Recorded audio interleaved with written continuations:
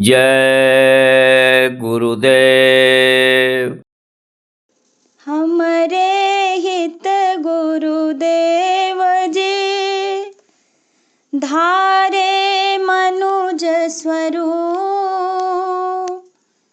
मूरख मन पतियाए नहीं, भटकी फिरे भव को। यही विधि बीते जन्म बहु, नहीं कीन्ही परतीत। कृपा करो अब सतगुरु, धारूं भक्ति रे।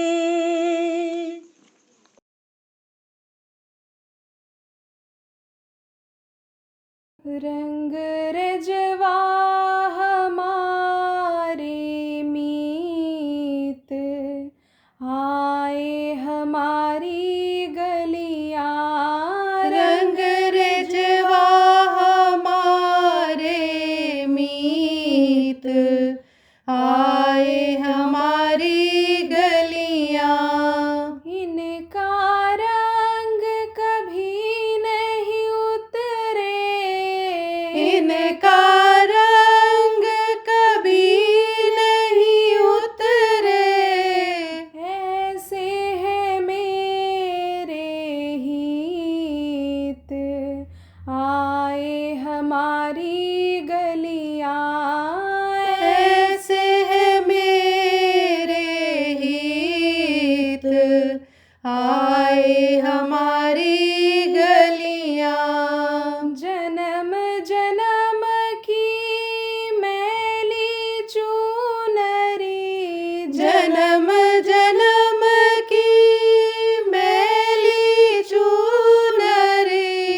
लिपटे हैं बहु कीच, आए हमारी गलियां। लिपटे हैं बहु कीच, आए हमारी गलियां।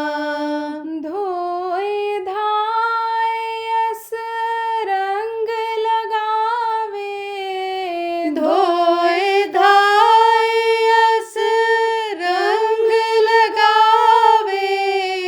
चमके है चटकीत, आए हमारी गलियां। चमके है चटकीत, आए हमारी गलियां। जो यही पहिर पिया पहियावे, जो यही पहिर पिया पहियावे। लखी पिया हुल सीत, आए हमारी गलियां।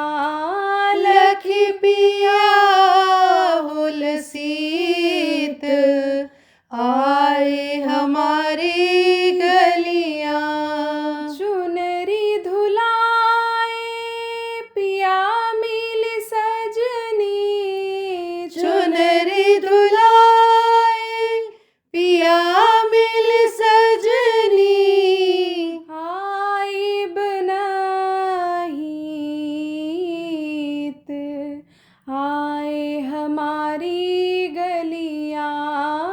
आइब नाहीत, आए हमारी गलियां।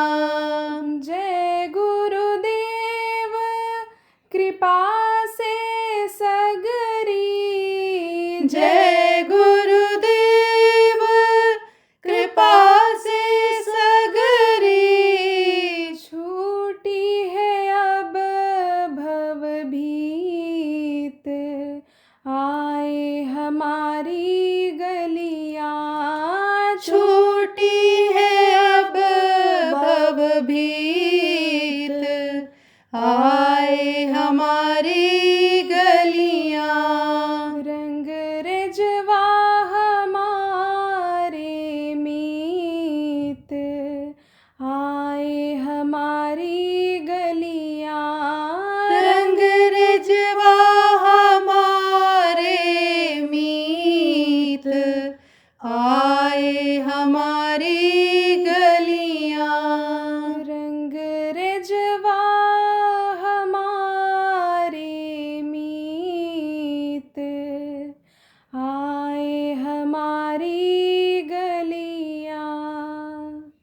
जय गुरुदेव। जय गुरुदेव।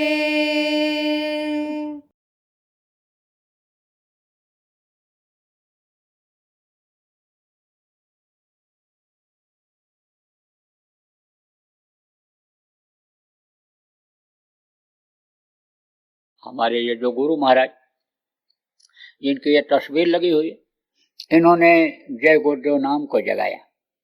तो नाम को ये दूसरों के फायदा के लिए भी जगाते हैं, और उनका जो मिशन होता है, लक्ष्य जो होता है कि इस काम को हमको करना है, उसके मदद के लिए भी जगाते हैं। उसमें भी मदद मिलती है उस नाम से जो जगाते हैं। कैसे, ये भी आपको बता दें। जैसे त्रेता में राम नाम में शक्ति थी, तो राम राम जो लोग बोलते थे उनको लाभ मिलता था, फायदा मिलता था, उससे ताकत आती थी लोगों के अंदर। और जब ताकत आती थी, लोगों को फायदा होता था, तब लोगों को विश्वास हो जाता था। क्योंकि विश्वास फलदायकम, विश्वास ही फल को लाता है। विश्वास अगर नहीं होता है, फल नहीं मिलता है। किसी भी काम में कामयाबी नहीं मिलती है जब विश्वास नहीं होता है। आप देखो, अपने बच्चे को विश्वास के साथ स्कूल में भर्ती कराते हो कि ये यहाँ पढ़ेगा, पढ़ाई अच्छी होती है, आगे बढ़ जाएगा, कलेक्टर कमिश्नर बन जाएगा, अच्छे ओहदे पर चला जाएगा, विश्वास के साथ ही आप पढ़ाते हो। ट्यूशन पढ़ने के लिए, कोचिंग करने के लिए बच्चा जाता है, विश्वास के साथ जाता है कि यहाँ के मास्टर जी लोग हमको पढ़ा ले जाएंगे। तो विश्वास मुख्य चीज होती है। तो बंदर और बालुओं में पहले तो विश्वास हुआ, तब वो समझो कि मरने को भी नहीं डरे। हनुमान ने कहीं सोचा कि हम समुद्र में हम छलांग न लगाएं, लगा गए छलांग। उनको समझो डरवाया भी, बताया लोगों ने, धमकाया भी लोगों ने कि रावण जिसके सामने वरुण कुबेर सुरेश समीरा रण सम्मुख धर का धीरा, बड़े बड़े देवता नहीं टिकते हैं, उनके सामने तू जाएगा, उसके सामने तू टिकेगा, उनका तू कुछ कर पाएगा। आप ये समझो, हर जगह पर अच्छे और बुरे लोग रहते हैं। कोई अच्छा मन बनाने वाला रहता है तो कोई बुरा मन बना देता है। जिसका जैसा कर्म होता है, जैसा खान पान चाल चलन होता है, बुद्धि उसकी उसी तरह की होती है। समाज में भी आप देख लो, इस तरह के बहुत से लोग आपको मिलेंगे, अच्छे भी मिलेंगे और बुरे लोग भी मिल जाएंगे।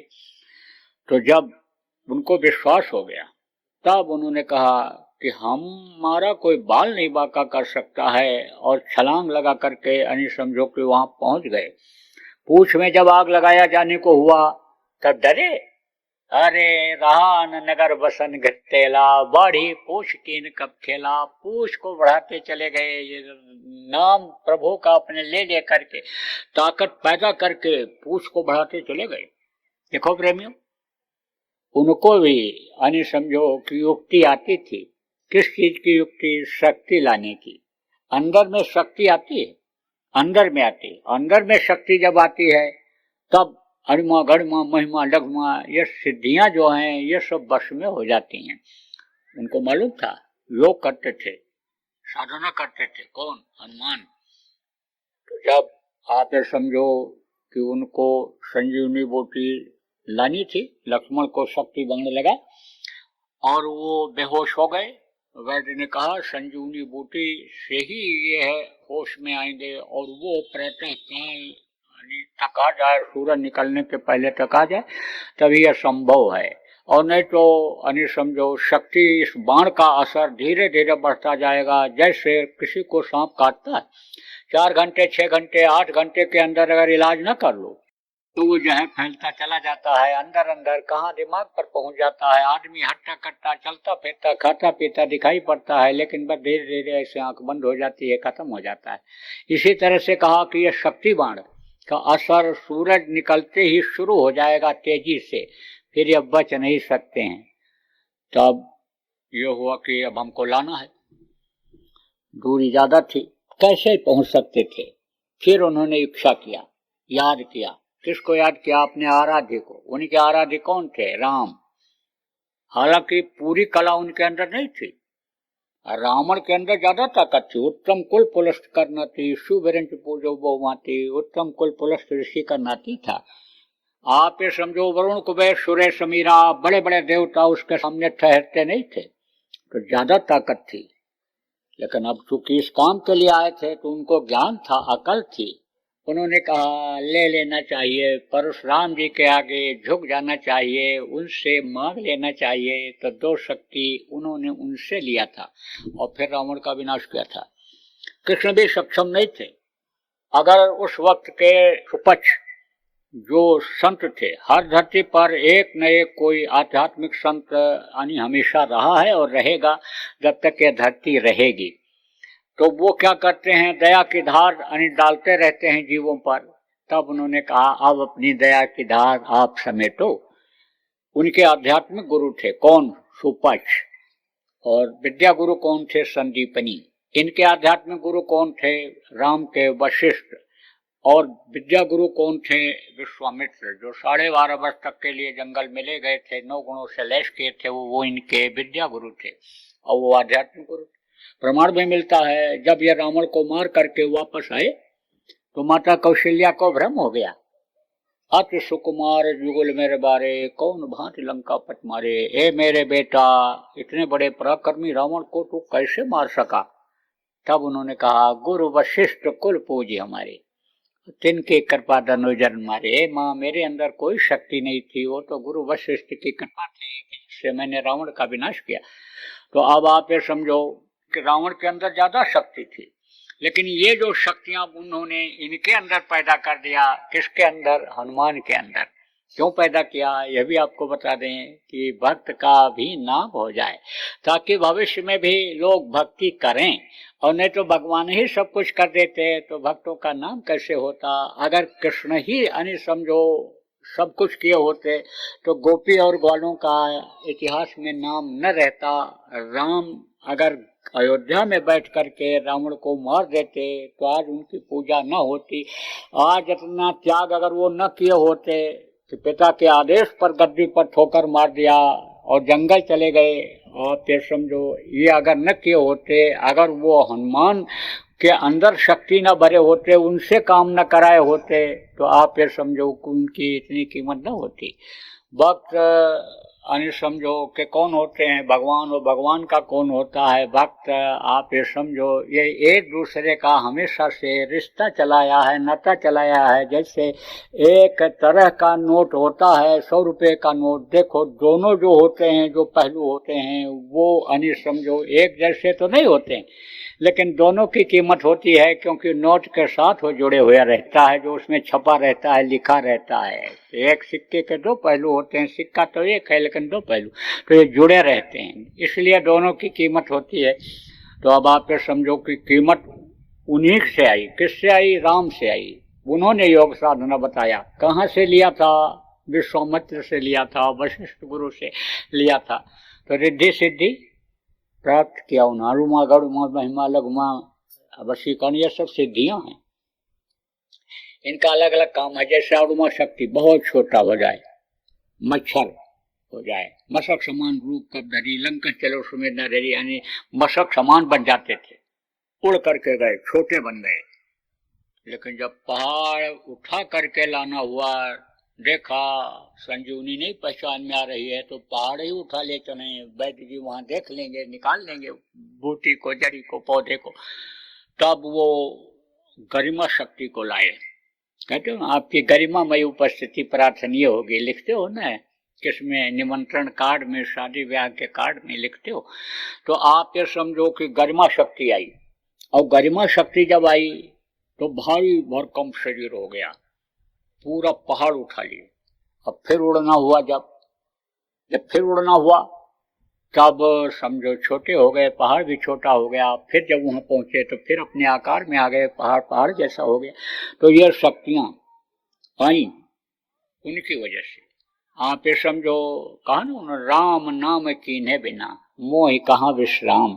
राम का नाम जिन्होंने जगाया था उन पर, और राम नाम पर उनको विश्वास था। तो राम राम में इतनी शक्ति थी उस समय पर कि पत्थर के ऊपर राम राम लिख करके समुद्र में डाला गया था, सारे पत्थर तैरने लगे थे। जब पुल बनाने को हुआ था तब की बात है। आप लोग अगर कथा सुनते होंगे राम कथा तो आपको मालूम होगा, लंका पर विजय प्राप्त करने के लिए जब जा रहे थे, रावण को मारने के लिए जा रहे थे, तो पुल बनाने की जरूरत पड़ी थी। तो बंदर और भालुओं ने राम राम लिख करके पत्थर के ऊपर समुद्र में डाल दिया। सारे पत्थर तैरने लगे थे, पुल बन गया था। और उसी पर यह बंदर सेना यानी समझो कि गई और रावण का विनाश कर दी। रावण को कोई मार नहीं सकता था, लेकिन तीन बुराई उसमें जो प्रमुख रूप से थी उसी से उसका विनाश हुआ। वो भी बता दें आपको, मांस खाता था, शराब पीता था, तो होश में नहीं रह जाता था, तो उसकी निगाहें यानी खराब हो जाती थी, हाथ पैर की गतिविधियां खराब हो जाती थी, दिल दिमाग बुद्धि उसकी खत्म हो जाती थी, बुद्धि भ्रष्ट हो जाती थी, दूसरे की माँ बहन को अपनी पत्नी समझने लगता था। आप ये समझो ऐसा कुभाव आ जाता था, कुभाव जिसको कहते हैं, ऐसा आ जाता था। यही कारण उसका विनाश का बना। तो राम जब चले गए, कृष्ण आए तो कृष्ण नाम को जगाया उन्होंने। कृष्ण कृष्ण जिसने जहां पर पुकारा, कृष्ण खड़े हुए मिल गए। आप देखो द्रौपदी को बारागरा को जैसे उदाहरण आप ये समझो के मिलते हैं। कृष्ण नाम को उन्होंने जगाया। देखो कृष्ण ही तो पुकारा था द्रौपदी ने। आप ये समझो जब चीर उसका हरण होने लग गया, दुशासन खींचने लग गया, चीर को नंगा करने लग गया, तब वो यानी समझो कि कृष्ण ही पुकारी थी। और कृष्ण आकर के खड़े हो गए और सारी विच नारी है कि नारी विच सारी है कि सारी की ही नारी है कि नारी की सारी बढ़ती चली गई थी। लाज उसकी बच गई थी। किसकी? आप ये समझो कि द्रौपदी की। कृष्ण बोलने से, नाम बोलने से, कृष्ण जगाया हुआ नाम था। देखो लोग कहते हैं 16,000 रानियां थी। हर रानियां नहीं थी, वो तो योगी थे। वो तो अंदर में जब आवाज लगाते थे और वो बांसुरी पांचों नौबत बाजती, कहा ना हो छठी सो राग और जा मंदिर खाली पड़ा बैठन लागे, कहा ना कबीर साहब ने। इसमें पांचों नौबत हमेशा बजती रहती। आप समझो वो ध्वनि सब उतरते रहते हैं, आयतें इसमें सब सुनाई पड़ती रहती है, सब होता रहता है। तो अंदर में जब बांसुरी वो तैरते थे, तब जब बांसुरी समझो तैरने का मतलब उनको याद करते थे, किसको? उन अपने प्रेमियों को जिनका जीवात्माओं से संबंध उनका था, गुप्ताओं का, तब वो बेकल हो जाती थी। वो आवाज उनके कान में पड़ने लगती थी और वो बेकल हो जाती थी। वो आवाज जब मिलती है आप समझो बंद हो जाती है। अनाथ वेद वाणी आकाशवाणी जिसको सरल भाषा में कहा गया, वो शब्द भेदी आवाज जब मिलती है, तब जब बंद होती है तब क्या हाल होता है? भाव है अन्न न पानी, रात दिना मोहिनी न आवे, भाव है अन्न न पानी। मीरा बेकल हो जाती थी, चिल्लाने लगती थी, तड़पने लगती थी, रोने लगती थी, कुछ अच्छा नहीं लगता था। आप ये समझो कि घर से निकल पड़ती थी। इसीलिए राणा जो उसका पति था नाराज होता था कि लोक लाज का इसको कोई भय नहीं रह गया, ये तो पागल सी हो गई है। तो अब आप ये समझो कि अंदर में टेर जब सुनाई पड़ता था तब वो चल पड़ती थी। कृष्ण आप ये समझो कि को लोग मानते तो हैं, आप ये समझो कि गीता पढ़ते भी हैं, लेकिन उसमें जो लिखा है समझ में नहीं आता। रामचरितमानस में जो लिखा हुआ है समझ में नहीं आता है। कोई समझाने वाला जब मिल जाता है तब आप ये समझो वो चीजें समझ में आ जाती हैं। जैसे 16 दर्जा पढ़ा हुआ कोई किताब को लिखे तो 16 दर्जा पढ़ा हुआ आएगा तभी समझा पाएगा, 8 दर्जा पढ़ा हुआ उसको क्या समझाएगा। तो ऐसे ही यानी समझ में जब नहीं आता है तो आदमी भ्रम में पड़ जाता है। दूसरी बात यह है कि जब आदमी के अंदर से परमार्थी भाव खत्म हो जाता है, किताबों से ही वो पैसा कमाने के लिए सोचने लगता है, या धर्म के नाम पर पैसा कमाने, नाम कमाने के लिए जब ये जो विद्वान कहलाते हैं, कथावाचक कहलाते हैं, ये जो सत्संग प्रवचन करने वाले लोग कहलाते हैं, इनके अंदर जब स्वार्थपरता आ जाती है तब उसका अर्थ का अनर्थ हो जाता है। लोगों को लुभाने का काम, लोगों को अपनी तरफ आकर्षित करने का काम उससे होने लग जाता है। बस लोगों का विश्वास खत्म हो जाता है। आप देखो लोग किताबों को पढ़ते पढ़ते भ्रम में पड़ जाते हैं, एक आदमी ने मेरे से ही कहा उस किताब में ये लिखा है, उसमें ये लिखा है, दोनों एक दूसरे की किताबों का काट है। अरे हमने कहा किताब को किसने बनाया, किसने लिखा, ये तो अभी किसी को मालूम नहीं है। वेद से ही ये सारे धार्मिक ग्रंथ निकले हैं। अब वेद के शब्दों को कोई पकड़ नहीं पाता है। संस्कृत में वो समझो कि आयतें उतरी थी, क्योंकि उस वक्त पर केवल एक ही भाषा थी। जब वेद की आवाज ब्रह्मा के मुंह से सुनाई पड़ी थी तो एक ही आवाज सुनाई पड़ी थी। वो भाषा कौन सी थी? संस्कृत थी। शुरू में केवल एक भाषा संस्कृत भाषा थी, अब तो बहुत सारी भाषाएं हो गई। शुरू में केवल मानव जाति थी, अब तो देखो तमाम जातियां हो गई। हिंदू मुसलमान सिख ईसाई हो गए, उसमें भी उपजातियां हो गई। बहुत से लोग तो जाति के पीछे, बहुत से लोग भाषा के पीछे लोगों को मार दे रहे हैं, काट दे रहे हैं, लोगों को समझो बरगला दे रहे हैं। आप ये समझो बच्चों का इसी के नाम पर भविष्य खराब कर दे रहे हैं। बहुत बड़ी गलती कर रहे हैं, ऐसा नहीं करना चाहिए। कुछ तो जान में कर रहे हैं, स्वार्थ बस कर रहे हैं, कुछ अज्ञानता में कर रहे हैं। इसीलिए तो बताया जाता है कि भाई जात पात के पीछे मत भगो, भाई भतीजावाद के पीछे मत पड़ो। आप तो मानववाद में रहो, मानव बनाया उसने, मानव धर्म बनाया उसने, उसको अपना लो। तो प्रेमियों में आपको ये बता रहा था कि समझो कि कृष्ण नाम में शक्ति उस समय पर थी, और कृष्ण कृष्ण जिसने जहाँ पर पुकारा, कृष्ण नाम में शक्ति थी, कृष्ण पुकारा और कृष्ण नाम में समझो कि जो ताकत थी उस ताकत से फायदा उठाया। अब ये भी बीच में बता दूं आपको कि गीता तो लोग पढ़ते हैं, लेकिन आप समझो चौथे स्कंद में 34वें श्लोक में उन्होंने भी यह लिख दिया है कि सच्चे गुरु, समर्थ गुरु की तलाश करो, उनके पास जाओ, उनसे रास्ता लो, और फिर तुम्हारी जीवात्मा का कल्याण हो सकता है।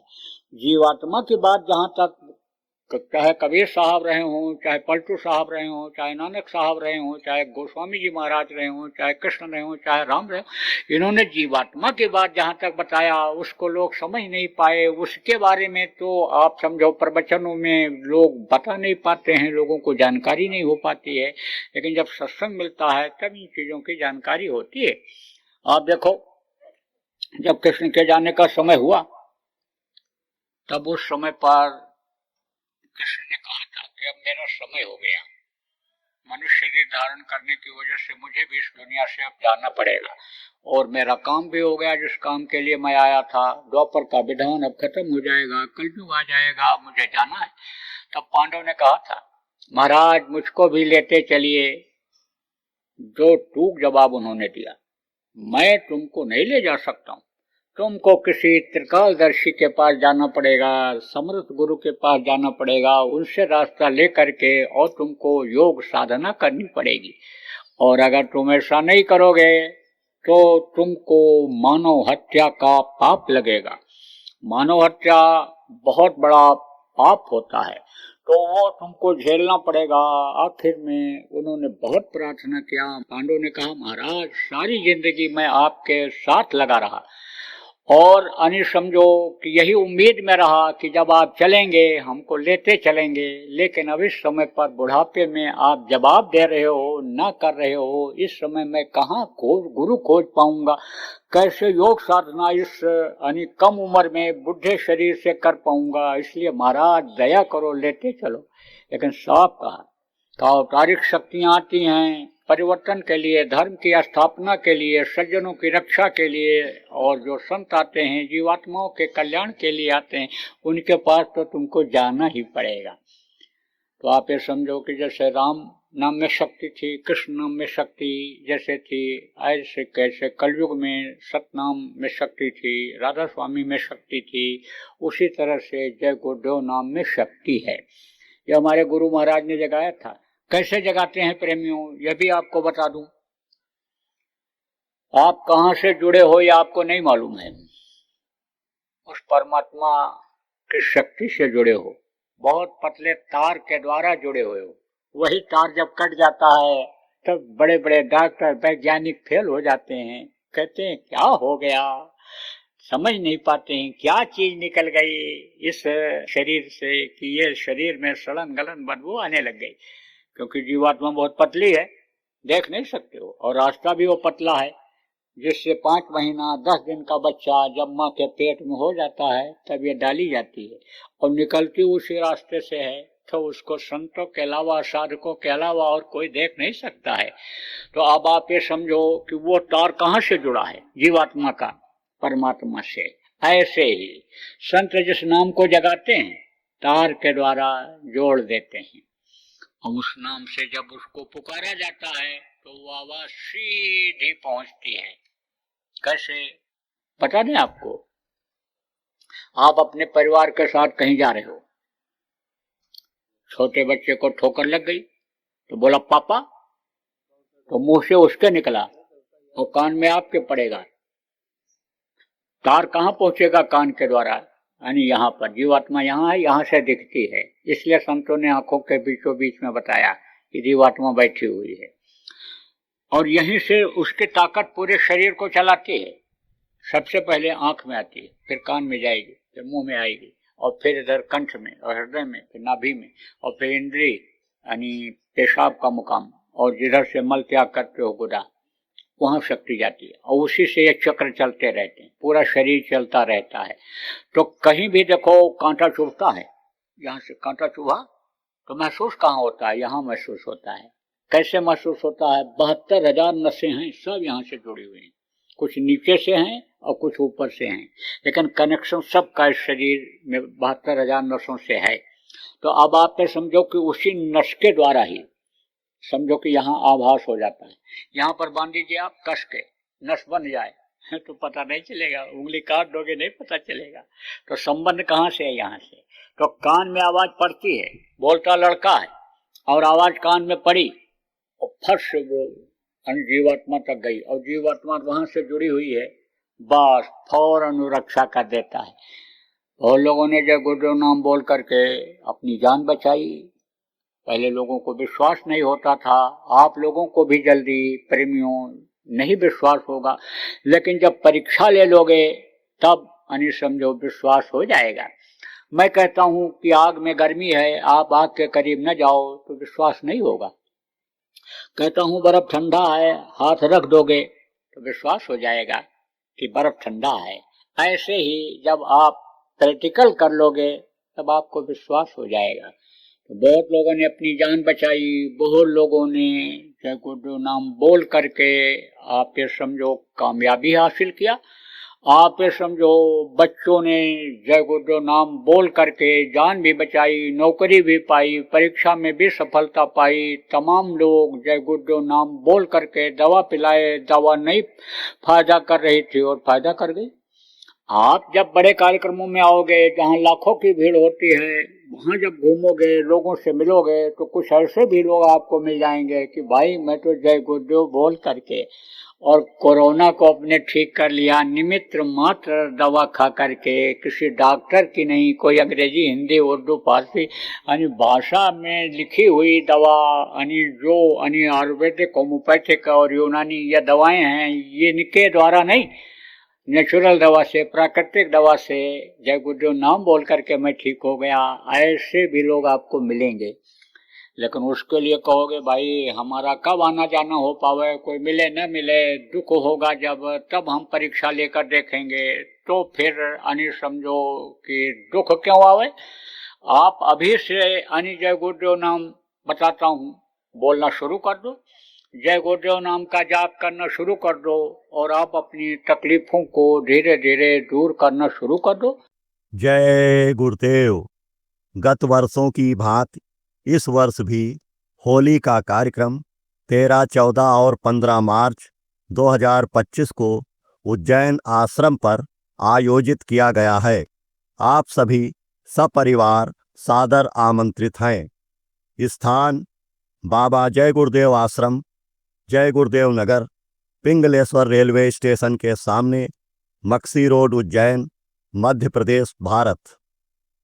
संपर्क 9575600700 व 9754700200। जय गुरुदेव।